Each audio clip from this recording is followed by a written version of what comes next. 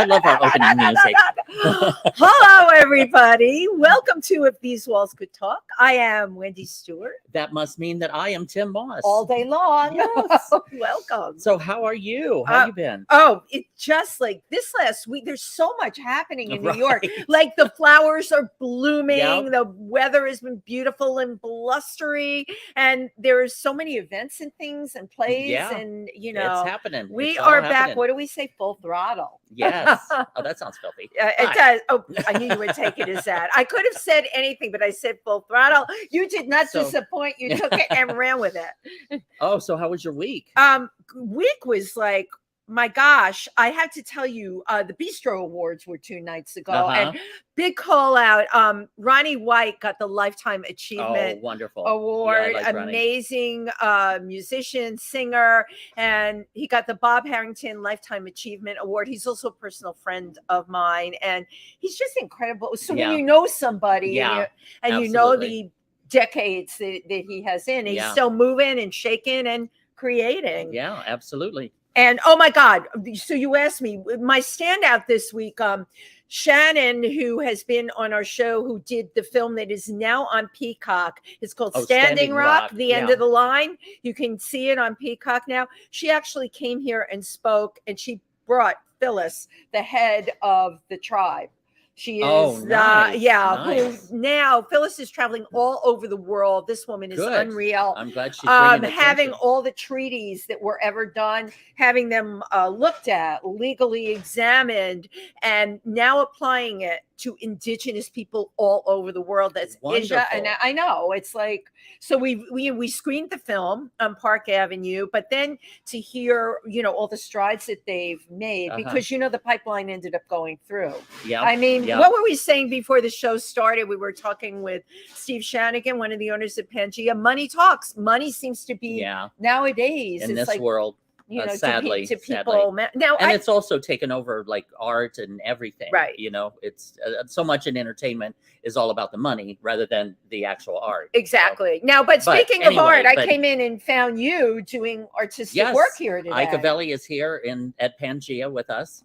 And we were shooting some comedy sketches, and we'll shoot a few more later with Michael Musto. He's going to be stopping by. Oh, fun! Now, that'll be fun. This for your show? Well, this is for another show. Ike and the Tim and Ike show. The Tim and Ike show. Another show I've got. Another show, but we've got the 28th. We've got 29th. 29th. We're in rehearsals now for Bitter Betty's. Bitter Betty's, which will be at Don't Tell Mama on 46th Street at December 29th, Saturday at 8 p.m. So April 29th. April 29th, whatever 29th is coming out. It's coming up. It's here. It says Saturday at 7 o'clock. 8 o'clock. 8 o'clock. 8 o'clock at Don't Tell Mama. And isn't there an after party? And there will be an after party, which we will announce where that night. Oh, I was going to say, because that was going to be my next question to you. You keep talking about the after party. I can't say anything. Mum is the word. Well, I want to give a shout out here to a wonderful choreographer, Hannah Q. She is going to have her dancers at Dixon Place, and that will be the 25th of April. That's coming up next week. Tim, if you're available, I would love if you came. And I'm very, very excited. We live in such a creative world. It's really wonderful. Yeah. And also, last night I went to an event in the Bronx with the Bronx Borough president. Who is that now? Vanessa Gibson. Okay. I've known her for years. I knew her when she was a city council and worked with the New York City Council. And she's just wonderful. And she's doing such a great job and just so focused and on the right track. I'm very proud of her. I'm wonderful in to watch support people of her. grow like that. Absolutely. And how they can affect change. I'm a Bronx girl originally. So it's like, I love hearing things about the Bronx. Okay. Now today's guest. We're very, very excited. Tim had been telling me about today's guest before I even met her.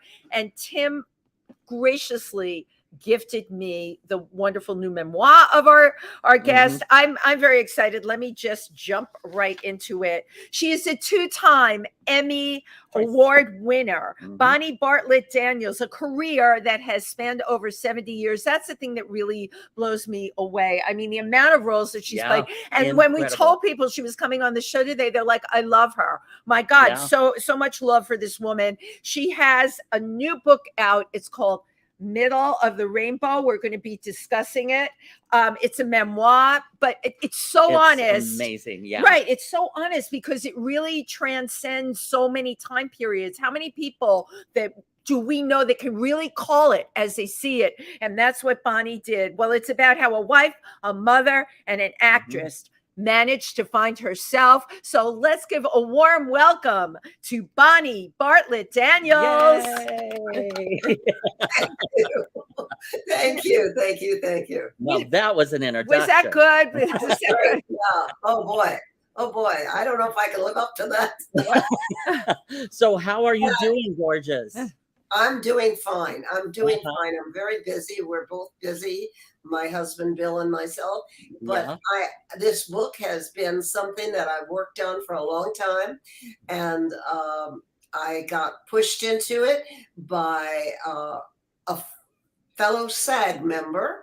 I worked with at SAG at the Screen Actors Guild. He was a wonderful writer, and he said, "Come on, you got to finish this," because I had written before. I had written a screenplay about the death of my baby and adopting 2 boys, and I just took that screenplay and put it into a narrative, and then Lauren said, "Go back, start with your father, write everything," and then we kind of worked on it. And he was a little shocked by some of the things that had happened to me, and I have to say, you certainly tell. That was Lauren Lester, right? Was Lauren Lester. Kind of round of applause for Lauren Lester. Yes, very talented. Well, yes, 3 talented daughters, but one is now did Little Red Riding Hood, and probably might be up for a Tony. I don't know. Nice. Yes, one of the Lester girls. Really good. Really good. Now you had mentioned your husband Bill Daniels. Yes, who is known also in theater and film and television in 1776, and he was the voice of Kit in Knight Rider, and oh my goodness, graduated many things as well. Elsewhere that we did together. So much. Absolutely. I mean, you guys have had over 70 years married. Over that is impressive. When I was 18. I was at Northwest. We were both at Northwestern, and served in the Army for 2 years. So he was like 2 years older than I am. Oh, an older man. Yeah, an older man. Wow. You have a leather jacket. Whoa, boy. That was exciting. But the funny thing is that even though I was kind of already a fan and kind of followed him around because he'd been on Broadway. Right. And I was from a little town in Illinois. And so he had been on Broadway. So I kind of followed him around. But when he first came down the stairs, we were doing auditioning for a play at Northwestern. And he had heard me audition and he thought, oh, that's okay. So he came down and he said, let's go out for coffee. And I said, you're too short. I didn't mean it badly. I just meant that, I'm such a tall girl. And well, you are very, it's amazing because you are also a ballet dancer, but you're tall. I am tall. You are a tall drink of water. And Bill is very average height. And I said, no, I should be with, I'm supposed to be with big, tall men. And he said, he kind of looked at me and he said, oh, come on. Okay. And we went off for coffee and we've been together ever since. Oh, I love that. It's amazing. I think what I love that you really emphasize in your book is marriage really ebbs and flows, right? The level of love, you love the person, but it ebbs and flows. And I loved your honesty because I swear to God, I hate these women that go on social media and go, my husband, my I want to slap them, Bonnie, and say, why don't you tell the truth that there are days I want to strangle my husband. We've been married 38 years. You know what that feeling is like. Of course. Right. And we've been together for so long. So of course there have been ups and downs. There have been periods when you, almost don't like each other, and there are periods when you come together again and you just ebb and flow is a good way to put it. It absolutely Absolutely. Because it's not a fantasy. It's not a fairy tale. Yeah. It isn't. There's no such thing as, ever after. Yeah. Oh my God. I'm right there with you. Happily ever after. How could you possibly, in 72 years, how could you possibly adore each other all the time and have a great time all the time? No, there's a lot of bad times. Right. Yeah. There are a lot of bad And times. it's sustaining those bad times. It's getting through it. I mean, that's the thing I got in your book. The things that you went through and the things that you carried with you from a small child, all of that manifests itself in our marriages and our relationships. Definitely.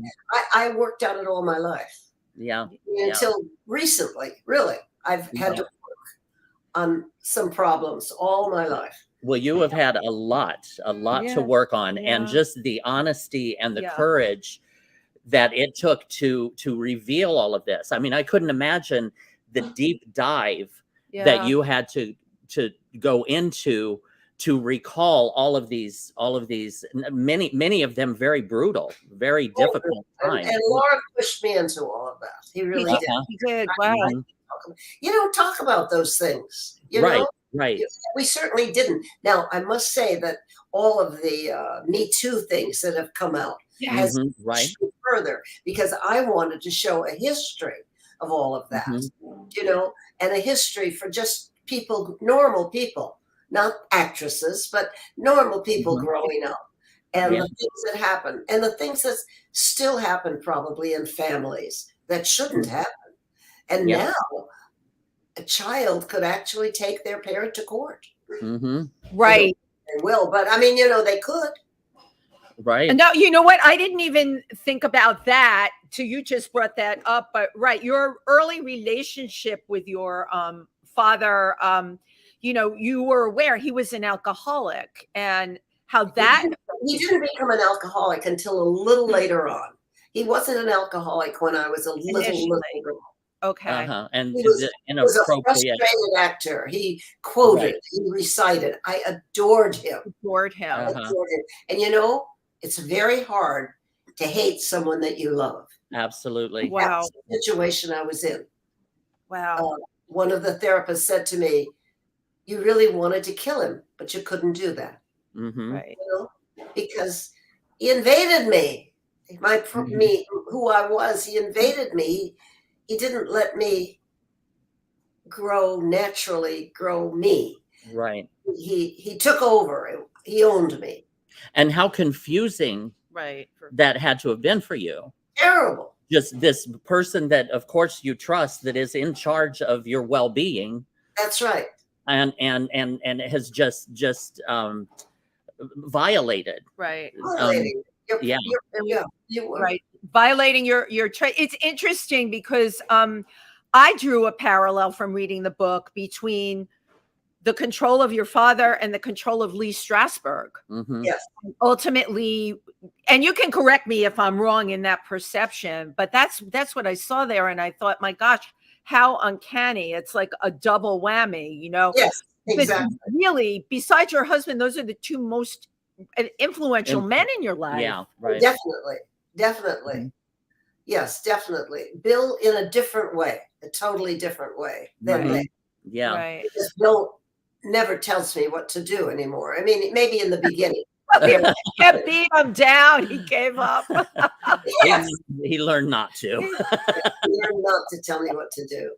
And you then my mother's responsibility. She didn't step up and help me.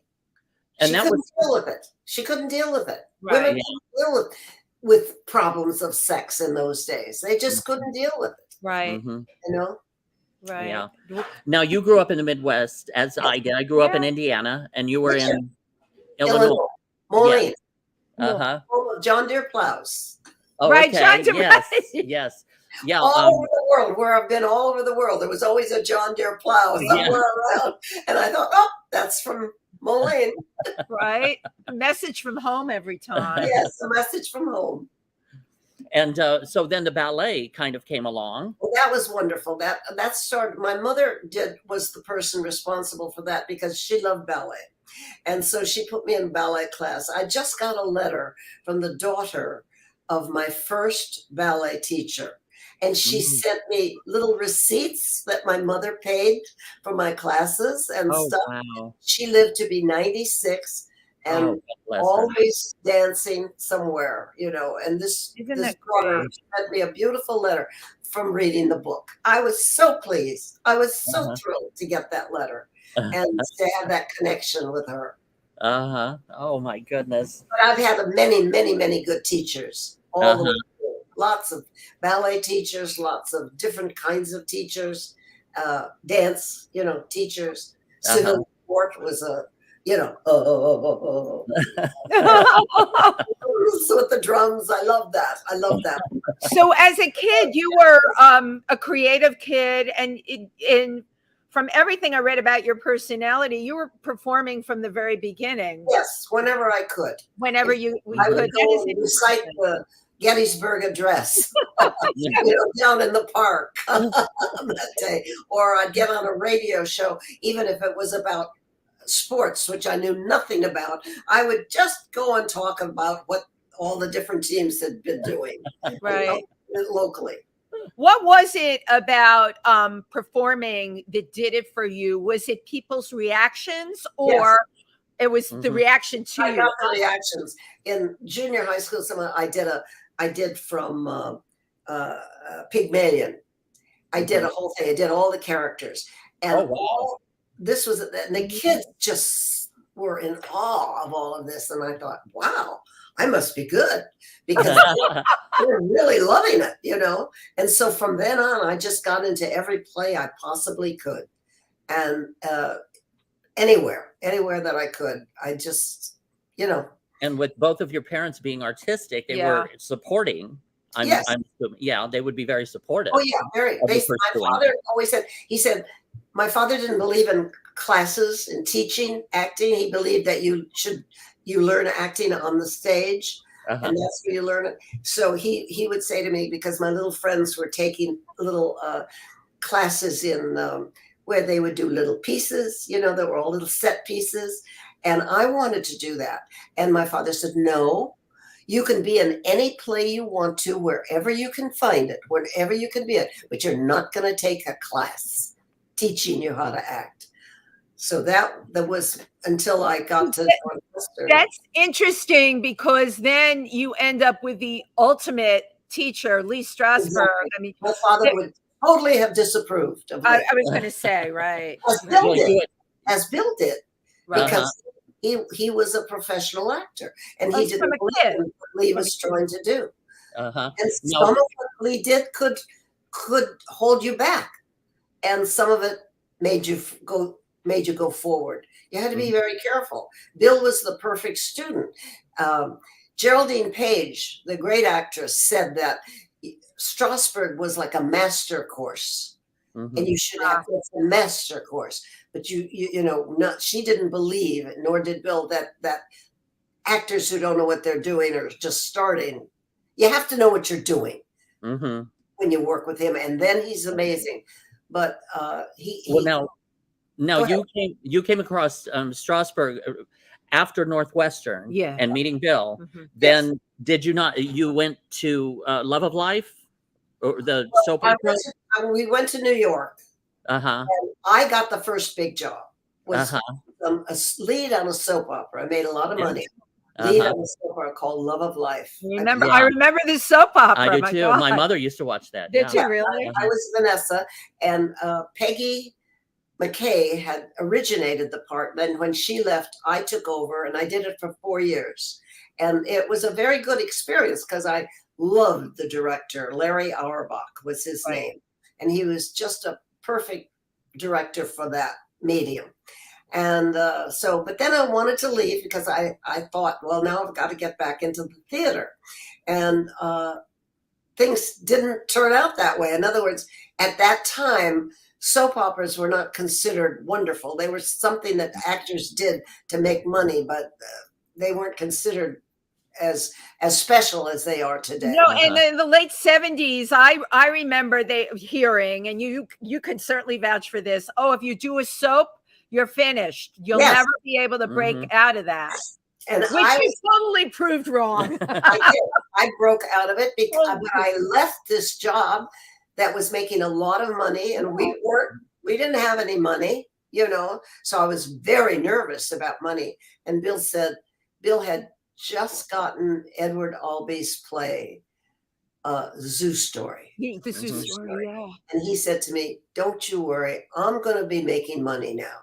And he slowly did. For Zoo Story, it was $75 a week, but off Broadway. But he's rolling in it, rolling in money. His career started to bloom, and then it was wonderful. And then we had children, and I couldn't go out of town to do theater when I had children. I just couldn't. So I enjoyed that so much. I enjoyed being a mom. You loved being a mom. Oh yeah, I had a wonderful time, and the boys were wonderful and interesting, and so that until we came out to California, I had sort of dropped the theater. I did a few theater. I did a play called Telemachus Clay. I did a play, Wilson's first play. What was that? It was with Charlie Durning and a wonderful young actor. He's now an old actor. But anyway, he was great. And it was Lanford Wilson. Lanford Wilson, of course. Lanford Wilson's first play. But I just couldn't do it. I did do that, but I had to come home every weekend to the kids. I just couldn't leave those babies. Yeah, well, certainly. It's interesting. I'm a mom too. I just had one. Because of this business, I didn't think I could handle more than one. And for me, it turned out to be true. Yes. But they're always dangling the carrot of the job in front of your face. And I found it very stressful. I had a wonderful caregiver, as you did. And her name was what? Marguerite? Margarita. She was heaven. I want to say thank you for talking about her in your memoir, because it really blows my mind. I see actresses getting up there, and getting their awards and talking about the film they're making or this or that, and they never mention the caregiver. Right. As if these children are raising themselves, while mom goes off to do a role. You gave Margarita a lot of credit, and I'm sure she was for you. If you can go off and do a role knowing your children are taken care of, my God, that's an incredible piece of life. And that they are loved. They're loved. She loved the boys. She just loved them. Mm-hmm. And we did see her much later and had a dinner with her and her grown children. And it was lovely. And Michael wasn't there, but Robert was. And that was lovely to see her be so wonderful and ladylike. She wasn't a caretaker. She was a person, a person in her own right, and did lovely woman. Very, very, very bright. Right. Mm-hmm. Well, I love that you're singing her praises, because I personally feel the juggling act, and you can talk about this, that you're expected to do when you have kids and the career. Now, from your book, you walked away from certain jobs. You were like, no, not going to do it. You like being in the park on Riverside Drive. I did. I know exactly Tony Richardson, who was the great director. And he was Vanessa Redgrave's husband. And Natasha was in her belly, Vanessa's belly, when I was waiting for Michael. So Natasha and Michael were about the same age. Poor Natasha. That was awful. Natasha Richardson was killed. Yeah, she in a skiing accident with an undiagnosed concussion. It is really still unfathomable. It affected my skiing after that. I never forgot that. Yeah. But you talk in your book, you were pregnant, you lost a child, and there were things I totally connected to. My daughter was born covered in meconium, and your baby had problems breathing because of the liquid. If doctors are not on top of this, we have a high record in this country of babies dying in childbirth. It's amazing to me. We're supposed to be a developed country, and look what happens here. Yeah, that was a terrible accident. It was a terrible accident. It could have been prevented if he had just taken the baby, when a baby was due. But he waited and waited and waited and waited. Yeah. And no, but you know what? This is still, there were so many parallels between then and now in your experiences, and they still do that. Mine was overcooked by a couple of days, and that's what I say. They all advanced so that wouldn't happen today, right? Because of all the stuff that they do, that wouldn't happen. They would catch it, right, and immediately induce labor, and they have to be on it, but. You were so fortunate. You became a mother through adoption. Your honesty about talking about the person that interviewed you to see if you were worthy. It was such a character. I know it was. No, you know what? It was really. It was like. Who should play that part? Linda Lavin. You know Linda.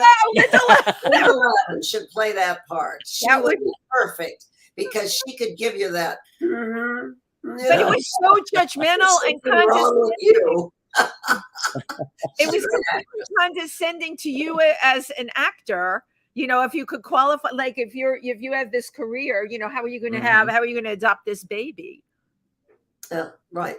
It was so devastating. But my good friend Georgianne Johnson saved my life because she saved the family, because she sent me to her doctor. He was not my gynecologist. It was hers. And he said, yeah, I've got a baby for you. Yeah, I know. I got this wonderful, wonderful boy. Right. It is incredible how things happen in our lives, is it not? That things are meant to be. And they can go from total devastation to launched up into the stratosphere again. Yeah. You have an amazing resiliency. Yes, absolutely. Persistent. You're persistent, but also there are people that would quote, "Oh, it rolls off of her" or something. But you experience the emotional depths, right? Devastation, and yet you are able to pull yourself out of that, and you know what you need. I had a lot of help. I've had very good therapists. I've had a lot of therapy. Whenever I needed it, I would find a therapist. Sometimes I think Dr. Tulin, the first one, was terrific, as much as he was in his day. Right. But then there was one that wasn't that good, and I had to leave him. And I always knew what was appropriate and what wasn't. I mean, Tulin was totally appropriate. The other doctor really wasn't. He kind of had a lech for me or something. And he was bad. You said he told you to leave your husband. Interestingly, none of them thought that I would stay with Bill. None of them thought our marriage would survive. Boy, did you prove them wrong. That's right. Yeah, I always got that advice. If I got any advice, it was, you really, you two shouldn't be. And then finally, one doctor, a lovely little lady, I don't know, she was much of a therapist, but she was so sweet. She said, I just think it's your karma. It's just your karma. That's all. And that's where you should be together, because it's your karma. I actually had ridiculous. My endocrinologist told me that too. She said, "Yeah, it's your." She's from India, so I thought. So I guess when you're connected to I'm connected to karma anyway. But don't even make me go down that rabbit hole. Karma rabbit. Almost correct. How did you, throughout your life, what different points in relationship did you hit with your father? Because you adored him when you were little, and then it started to change. Can you talk about how you felt at different points of your life and why? Well, it was a long struggle. And I probably couldn't have written this book until he was dead, for sure. Wow. Mhm. Right. Couldn't have embarrassed him, you know, or made it look. He never believed that he had done anything bad. Wow. I had told him about it, and he said, "Oh no, no, I wouldn't hurt you. I loved you. Didn't I? Didn't I care?" When I was very little, I had mastoid, and he was the only person that I could let touch me, because he had these warm, you know, hands. But those warm hands, when I began to get into puberty, were not so swell. Do you know? Yeah. Those And- same warm hands as a baby to help me with my pain. Right. It was not helpful. And Yeah. I knew it was wrong. I never discussed it with anybody, any of my friends or anything. Oh, I would be so ashamed. But I did try to get my mother to help me. And she said, "Oh, Bonnie, he's just being affectionate."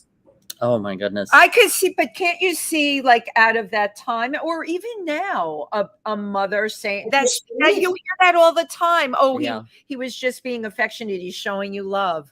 Yeah. Then when I saw a movie that Glenn Close did about Something about Amelia. yeah, and that Yeah. really, I sat there and wept and wept and wept, and I Mm. thought, wow, wow, wow, wow, wow. I wish she'd been my mother. But you know, it was very, very moving to me, and that's when I thought, you know, you should really speak out about this. But it was hard. It was always hard. I would try a little bit. I tried to do a movie, but my parents were still alive. I couldn't do it. I backed out. I backed out because I couldn't do it. I just couldn't do it. But because I was supposed to have to talk like this, to talk to people about it. Right. I could talk about my book, but I couldn't talk about that movie then. I just couldn't. So we canceled it. Wow. Canceled it. You know, because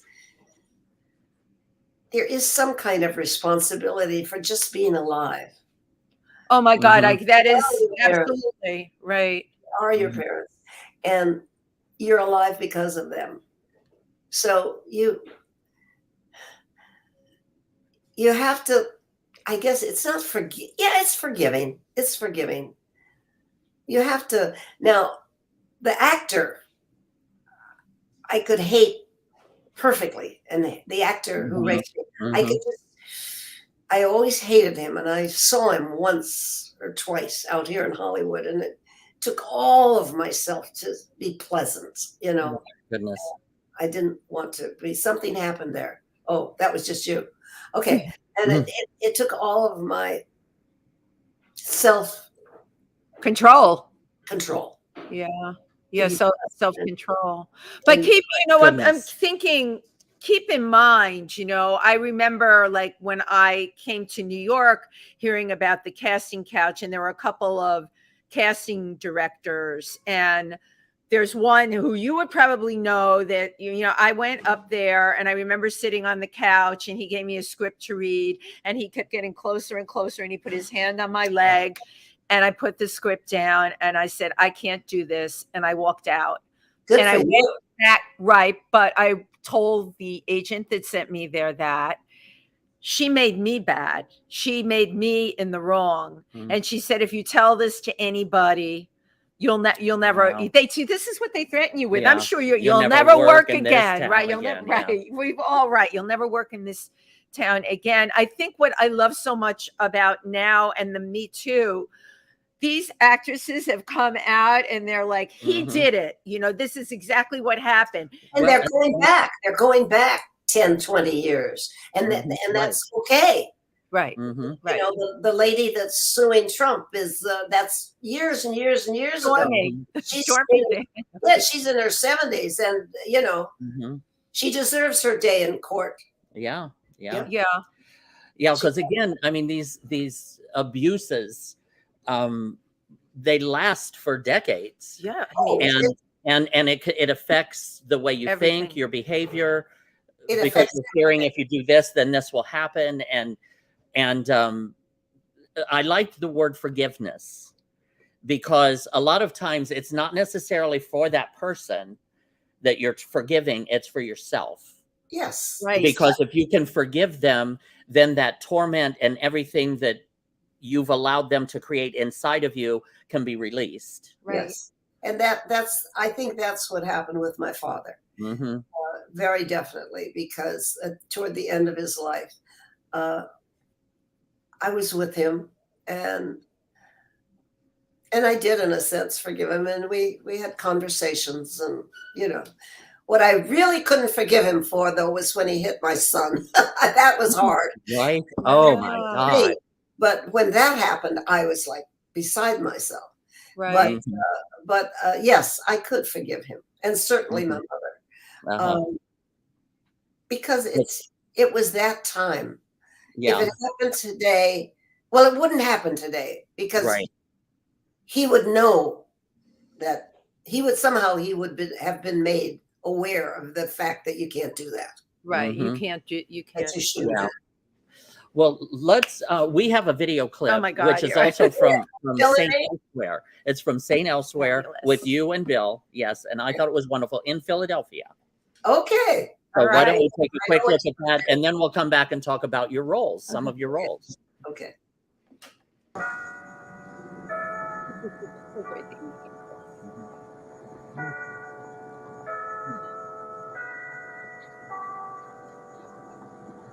I don't know what it is about this place. Every time I'm here, I feel like singing and dancing. Go ahead. No, I can't sing. No, really, Mark, you have a lovely voice. No, I hear you in the shower and in the nursery with Barbara. You know something? All the years we've been married, you've never once sung for me. Can you believe that they moved the Liberty Bell? Down to the mall. They built a pavilion especially for it. Yeah, why bother? Thing's no good. It's got a crack in it. Oh, Mark, the same old line. Every time we come here, you say the same thing. Yeah, and every time you laugh. Well, I guess once you get back into familiar surroundings, you react the way you used to. Oh, don't get sappy, Ellen. Independence Hall is the only place I can use that joke. You know, I hate to admit it, but I was very nervous about coming back to Philadelphia. Why? Well, we spent so much time here when we were in college. So full of vinegar. I think I was afraid that I might not measure up to the person I once was. Most beautiful girl at Penn. I know. After Candace Bergen. I don't know what you saw in me. I was obnoxious and disliked. Underneath that cocky veneer was a very vulnerable boy who needed me. Hey, what brought that on? Do I have to have a reason to kiss my husband? Ellen, there's something I haven't told you. About your hand. Yes. It's worse than you said. Sweeney should have the results of his counsel by now. Would you mind if I came along? I'd like you to. How did you know about my hand? Why else would we come to Philadelphia in the middle of the summer? It's too warm. Oh. It's hot as hell in Philadelphia. There. Now, don't ever say that I never sang for you again.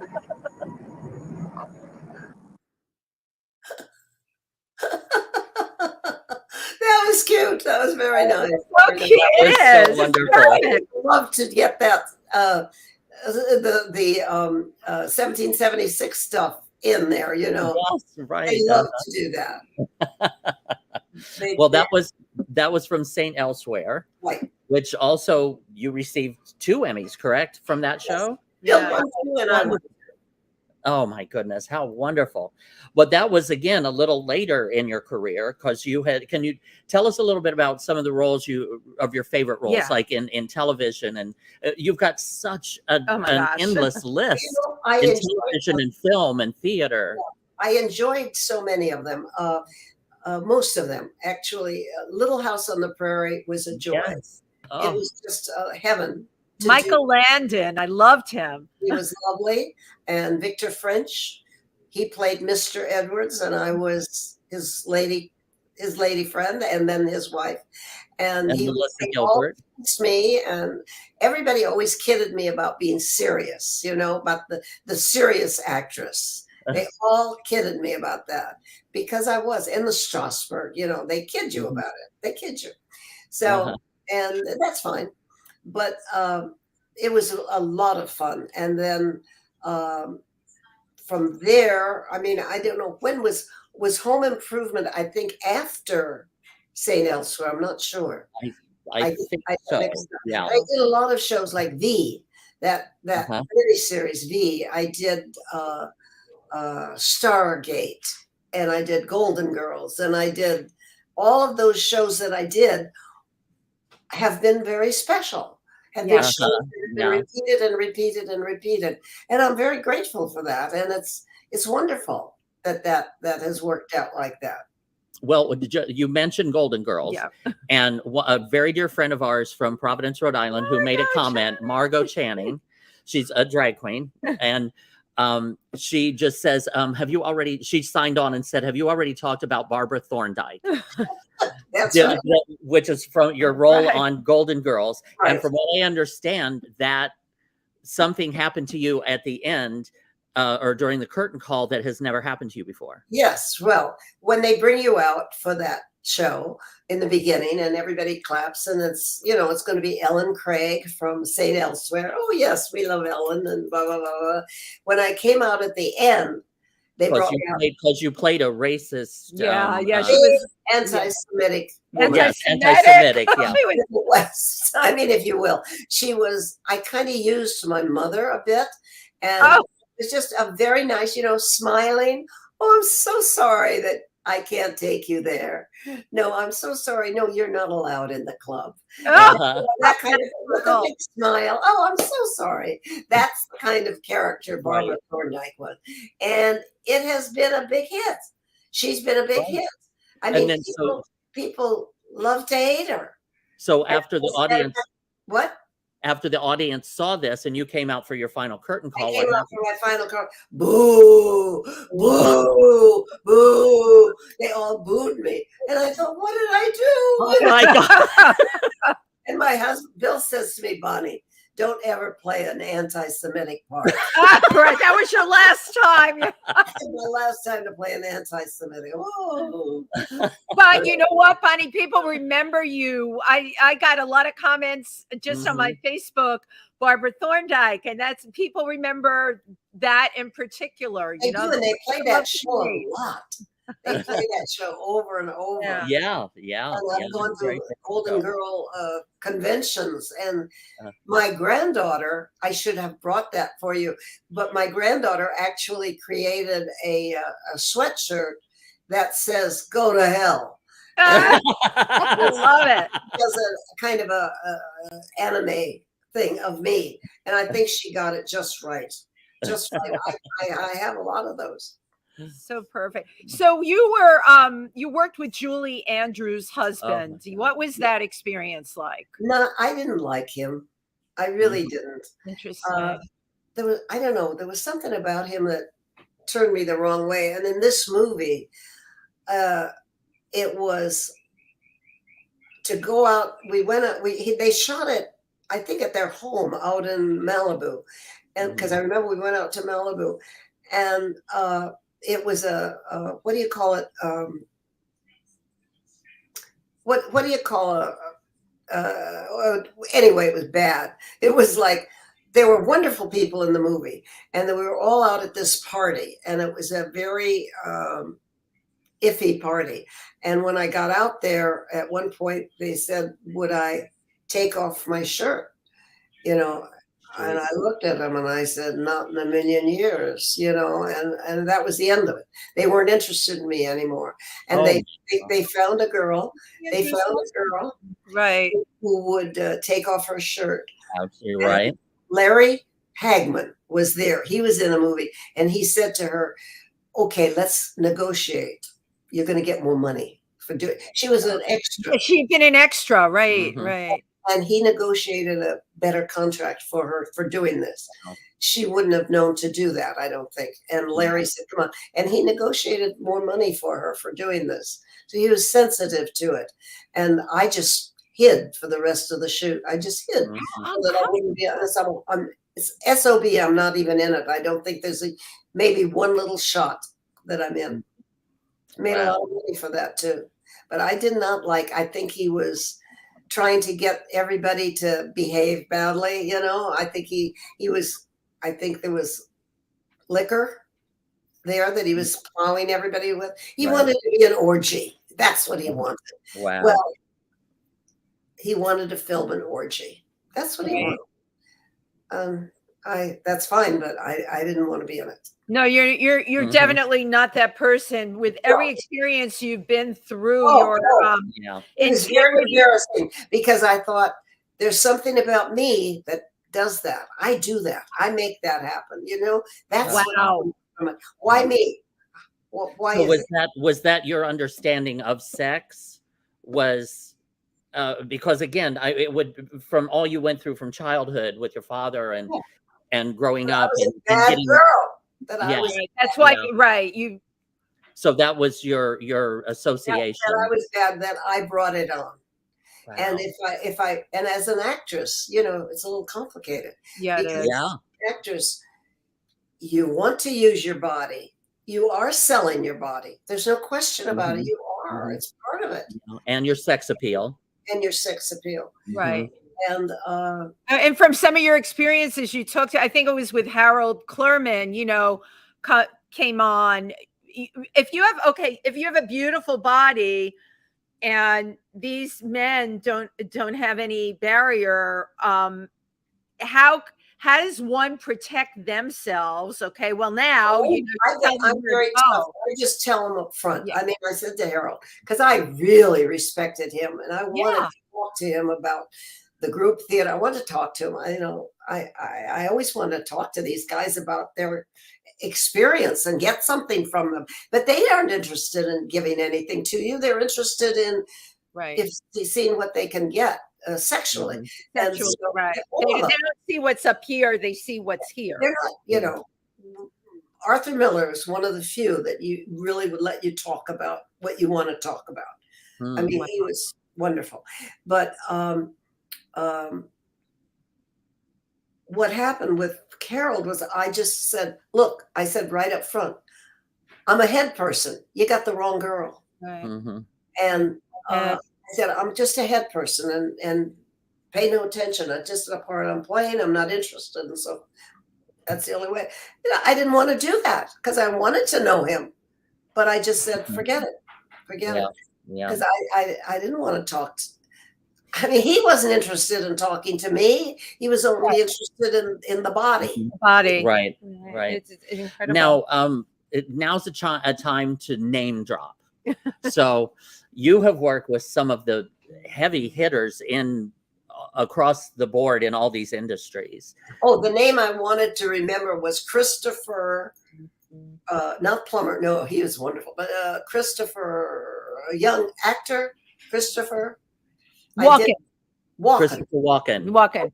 We did the Lanford Wilson play, and it was Charles and Chris Walken. He was wonderful. And I hardly keep my head because I wanted to be back with my kids, but he was great in that play. Okay, I'm sorry. Yes, go ahead. Well, you just did. You dropped a name. It's great. We said there we go. Yeah, some of the people that you've worked with and then watched shows, if just memorable ones like from film or from television or from theater. Well, also like Strasberg, Marilyn Monroe. Yeah. Oh, she was lovely. Yeah, I like Marilyn a lot. And she was not at all what she put out. She put out that wonderful, sexy blonde thing. And no, she was just a regular lady, a woman, woman, trying to better herself. She loved to be with intellectuals. Well, she married one. And she loved she had no background, no education, no bringing up, nothing.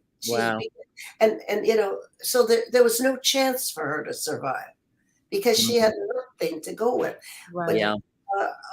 But she had a brain and she knew it and she wanted to use it. She wanted to learn how to use it. So she was a very good student. She followed things. She followed in Strasberg's class. You kind of outlined what you were doing in a scene, what you had been working on and how you got there and everything. She was fascinated by that. Fascinated by that. Now you had a situation where they stopped letting you come observe, that someone had made it, Cheryl, I forgot her name, made this decision that the group that was observing couldn't come anymore. Yeah. What was behind that? I never knew. In other words, Lee was a person who would not take responsibility for anything, including his own daughter. When his daughter was bad, it was her fault. If she was good, it was. Yeah. Yeah. Yeah, it was his fathering that. He could never, I saw him be very cruel to her.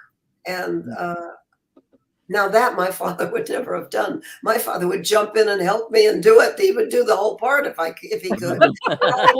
He loved to help in that way. He loved that responsibility. But Lee, I don't know what it was about him. If he had such an ego that had to protect himself from anything that was a failure. And boy, did they fail when they went to England doing the Chekhov. The audience booed. Wow. He had his best. He had Kim Stanley in it. He had all wonderful actors, but he didn't know how to direct a play. He really didn't. He directed moments. He directed, but he never saw the whole play. He never. Right. He never made the whole thing come together, is what you're saying. Yes. Because when you direct, you're not directing actors. Their actors are doing their own job. Right. They're doing their job. Right. You have to see the whole thing and make it all work. Right. And you also can't let them talk for 5 minutes when they should be saying one line. You know, there were actors Sandy Dennis, who would take advantage of trying to get it right. So she'd say it 6 times, trying to get it right. She said, I'm just trying to get it right. No, the audience doesn't want to hear all that. Right. We don't have time for that. Well, now, do you have on 6 times? Now, when you're preparing, because theater is live, and you can't do another take. The theater is live. That's right. Television is a different medium, and film is a completely different medium. Do you have a process that you might do or a process for acting, like to approach a role? No, there's no difference. It's just that theater is harder. Theater is harder because you have to be in the moment. Right. Bring it on. Over and over. And do it over and over. You have to be able to do that. Yeah. And that's hard. Yeah. But it's also very rewarding because you've got the audience response right there immediately. I love that. It's that gratification, right? He loves that. Bill loves that. He loves that audience. He loves to work in front of an audience because he loves to. I do too. I love to hear the laughter. I love to hear the gasps. Yeah, it's the feedback that you get. Yes, he's the same way. He loves that. So he does miss theater acting. He did, but it was better for us to be here. But anyway, no, it's the same thing for me. You have to use more energy in the theater, and with the camera comes to you.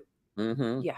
So you don't have to do that much. You just have to be in the moment, do the thing, do it right. The camera will pick it up. You don't have to push it out. Right. In the theater, you have to have the energy to make it go out so that they can pick it up. Do you know what I mean? But in the theater, you also get the momentum, right, of the moment, to moment, which in film or TV, that gets cut. You know what I'm saying? The moment that you're shooting it, and then you're on to the next thing. Moment. Yeah, another moment. Whereas you get to sustain that moment in the theater, and that's in many ways, that's really gratifying. Well, I think what you would say, in the theater, you have more control. Yes. Of your part. You have more control of what you're doing. They can take it all away. You know, the film, they can cut a scene. They cut scenes. They cut things. Right. And sometimes your favorite moment is cut. Well, yeah, right. In film. So many comments on here. Yeah, I was just going to say, we have people tuning in. So many people that tuned in. Dawn Hinton says, hey, guys. Hi, Dawn. Nick Lyon, a good friend of ours, says, hey, guys, have a great show. Just a second. Thanks for the birthday wishes. Kareem McJagger, who's a DJ here in the city, he's absolutely wonderful, Fabulous. is applauding. We've got hearts from Lori Towers. Yes. Um, PR person, fabulous. Dawn Hinton says she's a doll. You're a doll. Nick Lyon says, I'm a big fan. Love Bonnie. One of my favorite portrayals was her role as a glamorous, snobbish author of an episode of The Golden Girls. Okay. Right. Great actress in everything she does. Look forward to reading her memoir. Yes. Congrats and best of luck with all. Good. Good. Okay. Marvin, who's a Marvin. playwright here in New York, I'm actually going to be reading a play of his, doing a reading, which is, or with him. I think he's directing. It says, John Deere plows. I'm screaming. That was the magic word for him. Apollonia Cruz, who's a good dear friend of ours. She's also drag queen, queen of the Bronx, says, hello, my darlings. And hello to your special guest. Yes. Okay. And Margot Channing, our friend from Providence, Rhode Island, said a few things. Yes. She said, such a memorable episode on the Golden Girls. And she also wanted to know, was that Blake Edwards? Yes. That it was would have Blake been Blake Edwards. Yeah. Let me see. Karen Oris Aronowitz says, great show. Teresa Sabin says, great interview, fabulous guest. Yeah, she looks great. wonderful. Yes. I don't know about that.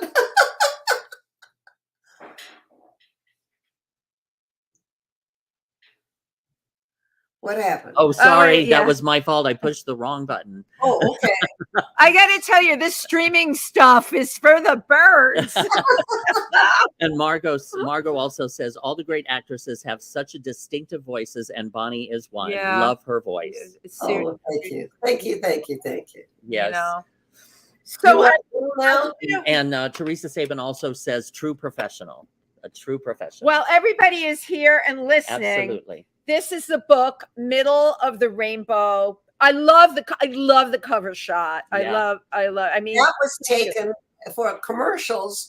I was 45 when I took that Oh, picture. wow. Gorgeous. just beautiful screams, your- actress, real. Your honesty shows through. I love the cover shot. Where And can they find this book? Where can you find it? Any bookstore, Amazon, and also if you go to Bonnie's Middle of the Rainbow, there is a place where you can order one signed. Oh, And I have my own post PO box, and I'll sign the book for them Oh, and that's send it out. lovely. that's a great idea. That's wonderful to get absolutely it. lovely. Bonnie's Middle of the Rainbow. That's my Bonnie's Middle of the Rainbow.com, correct? I Yeah. think. Bonnie's Middle of the Rainbow.com. Yeah. But I would highly, highly recommend reading this book. It will tear your heart apart. You'll leap with joy at times. Just an amazing life, an amazing career, an amazing trajectory. You're amazing. Thank you. My goodness. Well, now we've talked about your husband, Bill Daniels, William Yes. Daniels, again from 1776, from St. Elsewhere. He Boy was Meets the voice of World. Kit on Boy Meets World. He was Night Rider. Christopher Feeney, Knight Rider. He was the voice of Kit. And Bill, I think, is he there? Can he pop Yes. in and say Yes. hello for a Yes. second? Well, you do it, Bill. Or yes, or what? Michael's gone for him now. Oh, okay, very good. He went to fetch him. He's not as well. He's 96. What do you expect? Oh, God bless him. Yeah, that's So great. he had an offer today to do a very good show, and we decided we better not attempt it. It was a show with Jean Smart, who's very good. I Oh, love. yeah, She's yeah. great. She's great. And ordinarily he would have been thrilled, but we didn't think he could do it. Is he coming? Well, Really? We want to say hello to you. yeah, if you could, Who are they? This is Tim and Wendy. yes, And you've met Tim, but you haven't met yeah, Wendy. I've interviewed you before. You got to scoot over a little bit Yeah. more. We've only got an ear in there. Which way? We have Yeah, if you the other way. the other way. The other way. I have to move. Yeah, Okay. if you can move over so he can move over, and then we'll get both of you in Yeah, the shot. it's flipped. It's like mirror image flipped. There on you this go. thing. Now, if he can move, There there we he is. Here we are. Okay. And There there you we go. go. There's How are you, Bill? Hi. We've borrowed your wife for a little while. She's been absolutely fascinating. And we told stories about you when you weren't in the room. Yeah. I deny everything. Bill always says, "What? It's in the hands of my lawyer." Well, yes. Right now is your chance to defend yourself. No, we love Bonnie was completely entertaining about you both Absolutely. have such a legacy for what you brought to the world of entertainment, and thank you for all of that, really. You know, to have worked in the body of work, the two of you working together, working apart, but for working for the length of time that you have, you're an inspiration to people, and that's what this show is about. So thank you. Yeah, we want to say thank you for all of your contributions Yeah. to American entertainment. Yeah, because Thank you. because both of you have been involved in productions that have changed the course of Yeah. American entertainment. Oh, really? Oh, yeah. Are you glad you found that out today? See, that's why you have to do this streaming stuff, Bill, because things are revealed on this. Now, one thing I yeah. remember from the interview that I did with Bill was because Bonnie was sitting there the whole time, and Bonnie is kind of your memory. Is that correct? She will remember dates and names and film titles, and yeah. Yes. That's right. Do you forget things, Bill?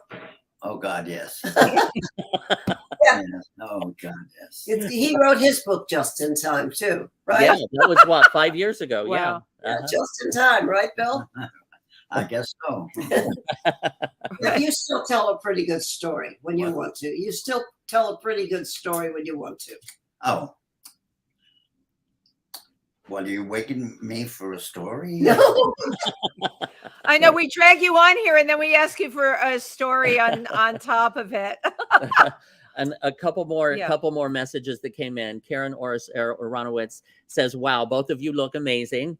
And Apollonia Cruz says, "Such a wonderful couple." Yeah. So Thank you. Such Thank a you. wonderful Tell them couple. all thank you. We really appreciate it. absolutely, and we appreciate Yeah. you. And please, everyone, get Bonnie's book called "Middle of the Road." There it is. I'm sorry, "Middle of the okay. Rainbow." Yeah. And yes, at all online bookstores, or go to bonniesmiddleoftherainbow.com. Right. Right. Yes. Well, Thank you so much. well, thank you so very Yeah, much. thank you so Don't much. sign off yet. The credits are going to roll, but stay on. We'll bring you back on, and we'll get a picture. We do a okay? picture at the very end after the credits. So hang, don't go anywhere. Thank you so very much, Thank you. Bonnie Bartlett. We won't go anywhere. So appreciate it.